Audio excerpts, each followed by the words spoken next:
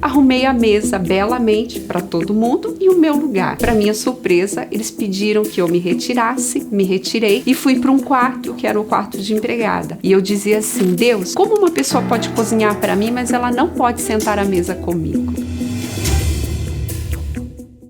Seja muito bem-vindo aqui na Plasmon Filmes. E a primeira pergunta é: qual é o seu nome? Uau! Eu sou Sandra Mara Macena e é um prazer estar aqui. Ai, que legal.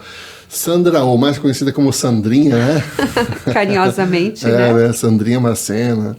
Sandrinha, qual é a experiência, qual é o testemunho, qual é a situação, né, que você pode compartilhar com a gente que Jesus fez na tua vida? Uau, Beto! Muito obrigada mais uma vez pelo convite, e é sempre muito bom falar do que Jesus fez na nossa vida, porque na verdade tudo que eu sou e tudo que eu tenho vem dele, o meu amado Jesus.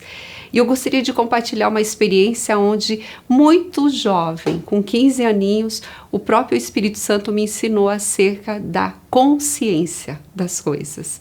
E isso se repete em comportamento em mim e eu desfruto de uma vida maravilhosa, né?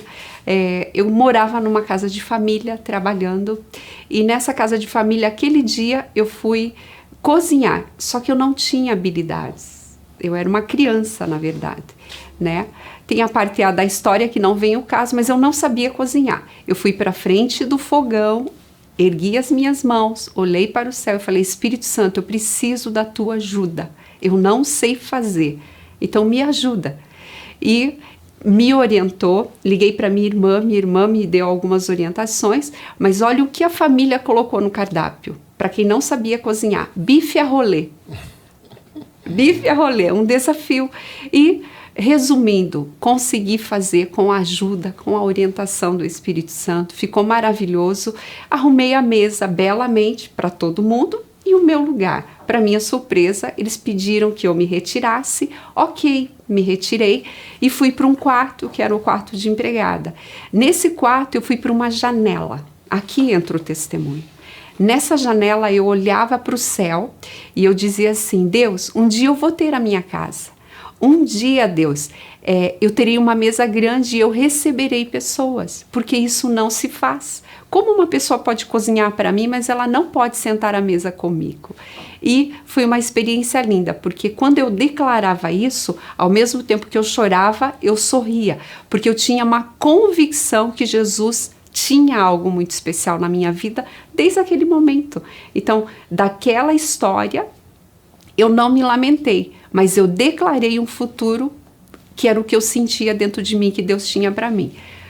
A história segue.